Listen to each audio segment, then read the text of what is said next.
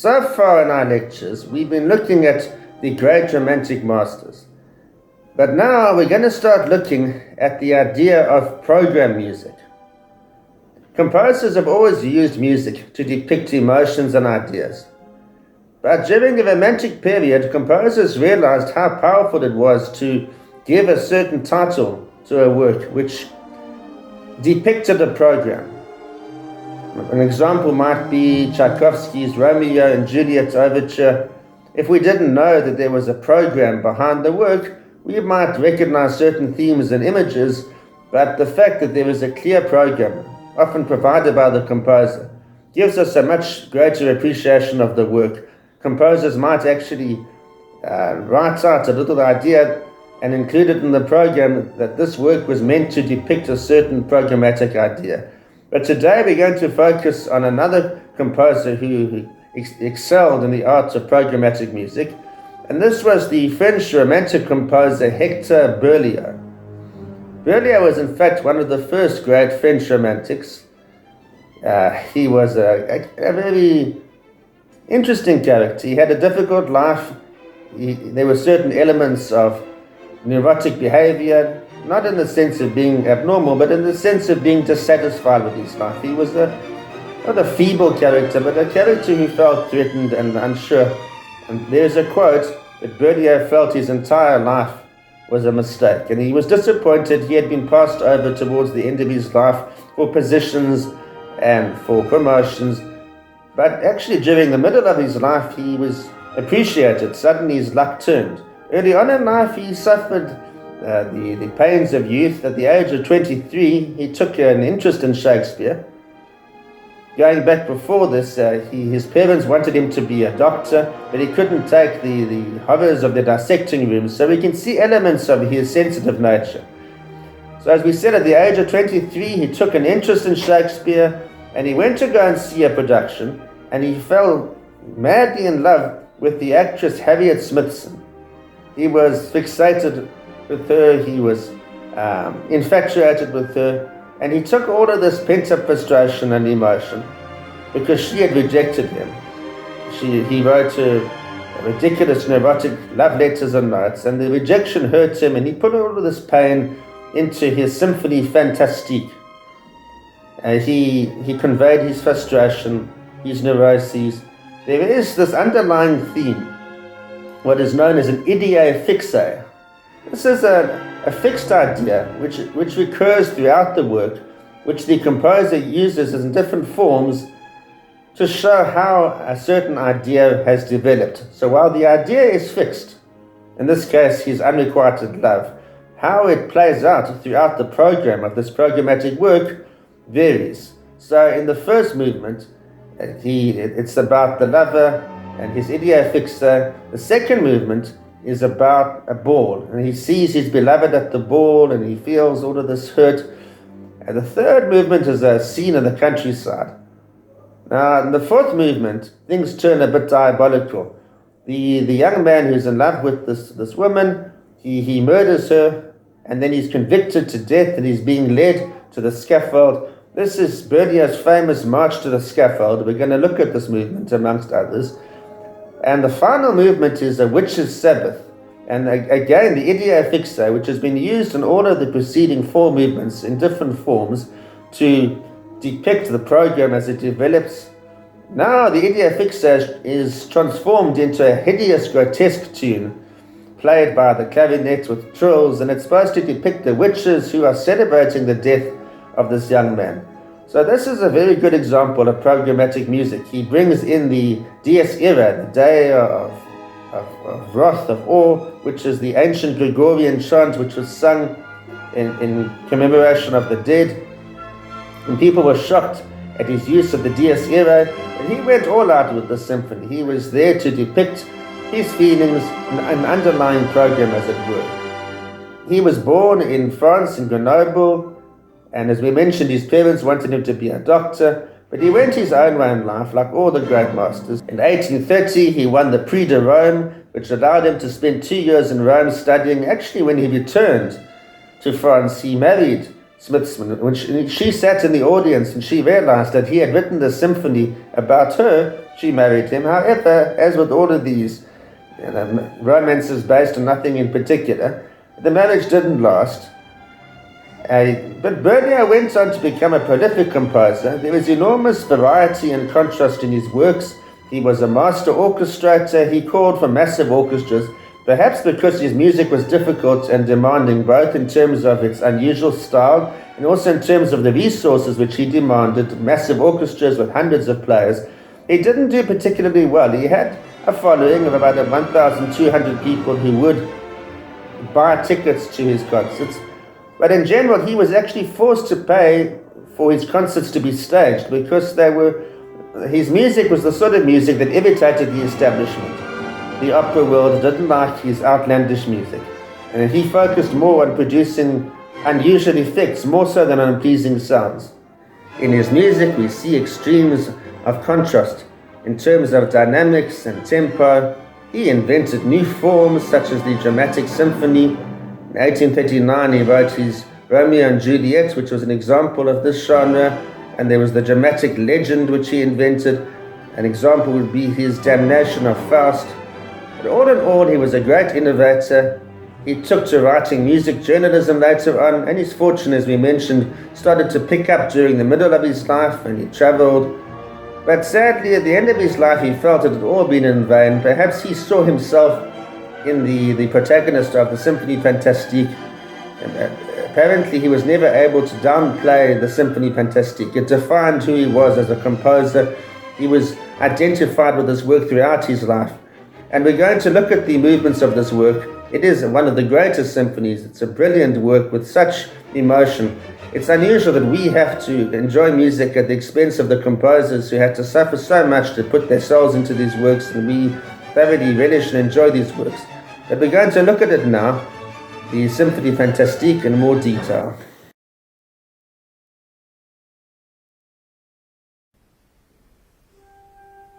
Berlioz's Symphonie Fantastique is a 5-movement program symphony.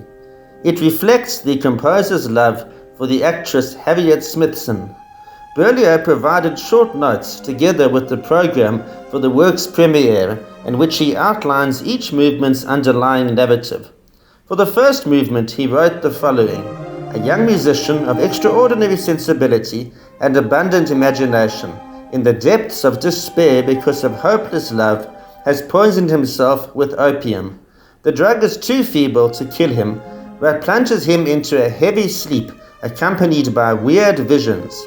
His sensations, emotions, and memories, as they pass through his affected mind, are transformed into musical images and ideas.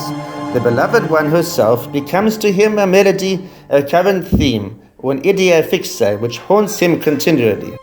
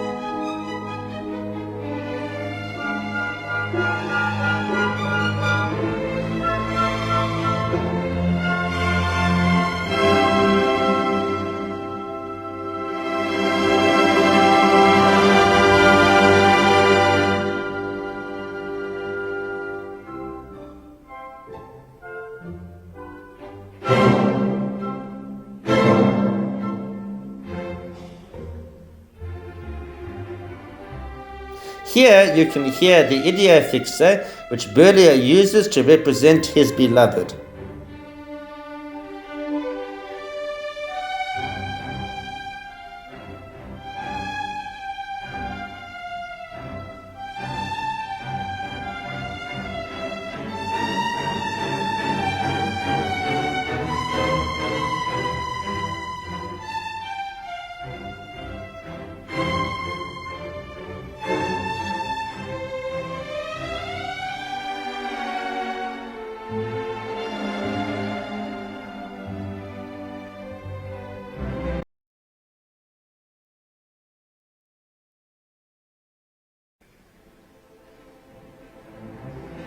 Here you can hear the beginning of the second movement, where the idea fixe is transformed into a waltz theme.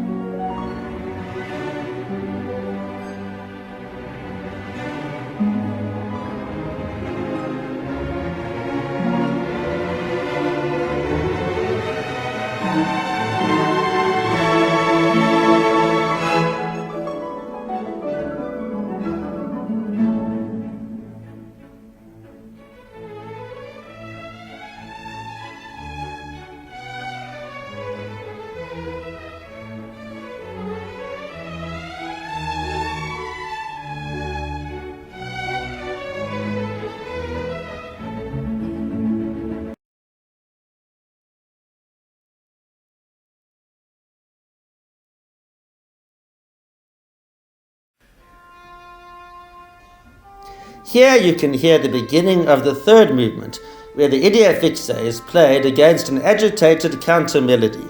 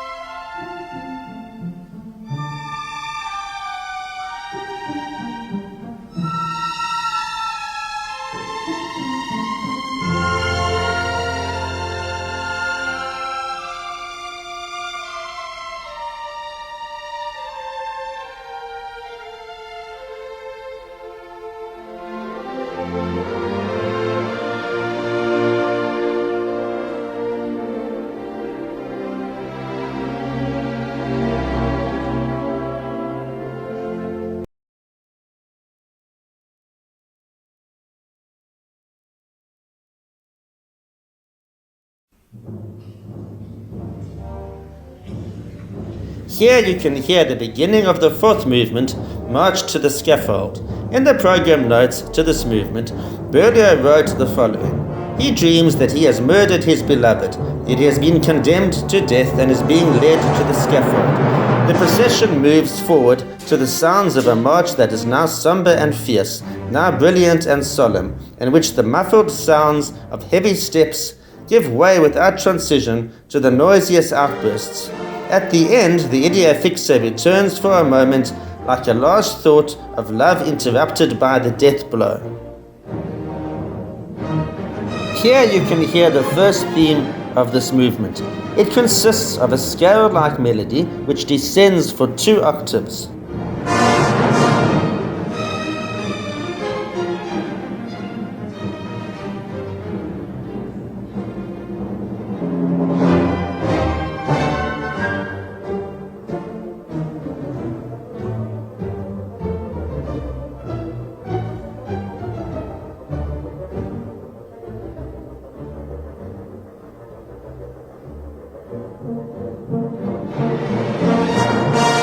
Here you can hear the second theme, which is a syncopated march played by the brass and woodwinds.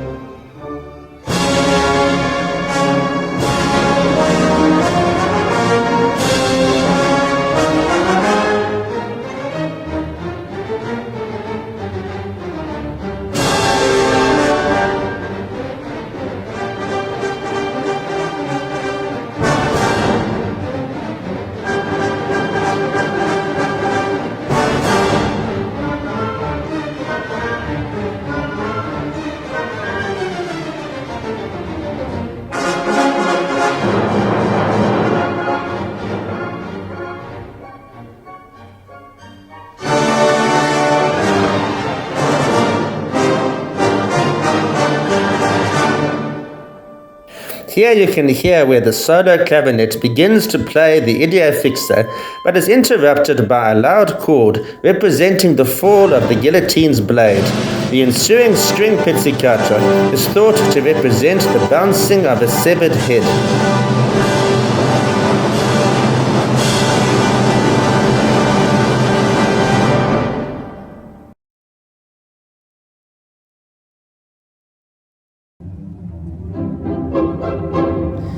Here you can hear the beginning of the fifth movement, Dream of a Witch's Sabbath. In the program notes to this movement, Berlioz wrote the following.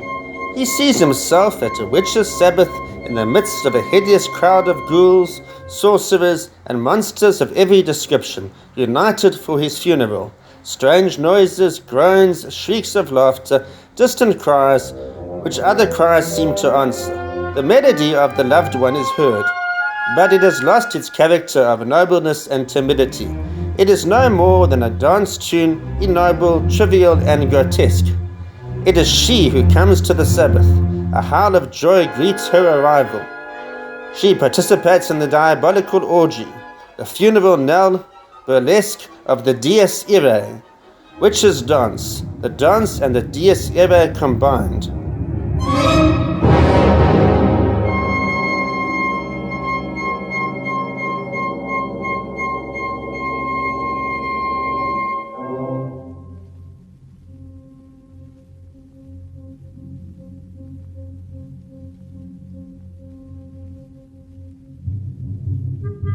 Here you can hear the Allegro section where the beloved is revealed to be a witch. Her theme, the once noble idea fixe, is transformed into a grotesque dance tune. It is played shrilly by a high-pitched clarinet with short notes decorated by trills.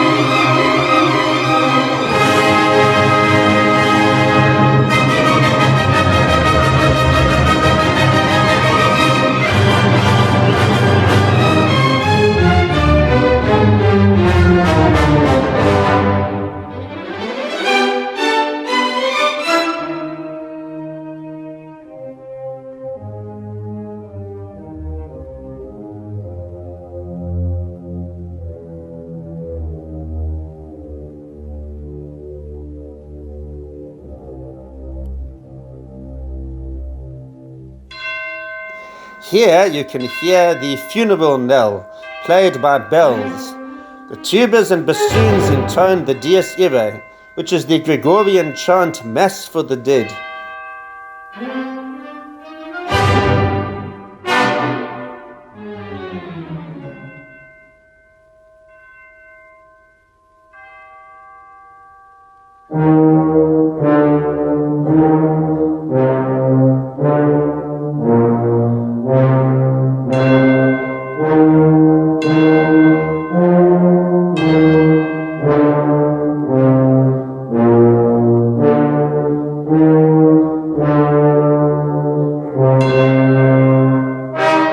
Here you can hear where the chant melody is shifted up to a higher register and played by woodwinds and pizzicato strings in a quick dance-like rhythm.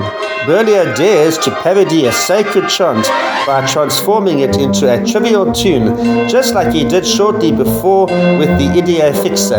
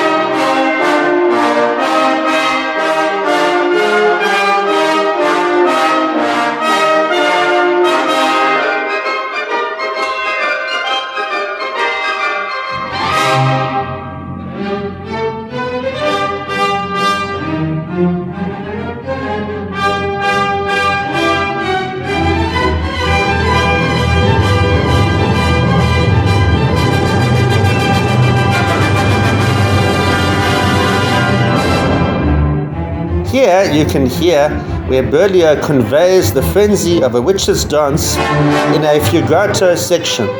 The fugal subject is the witch's dance tune and is introduced by the lower strings and then imitated by other instruments.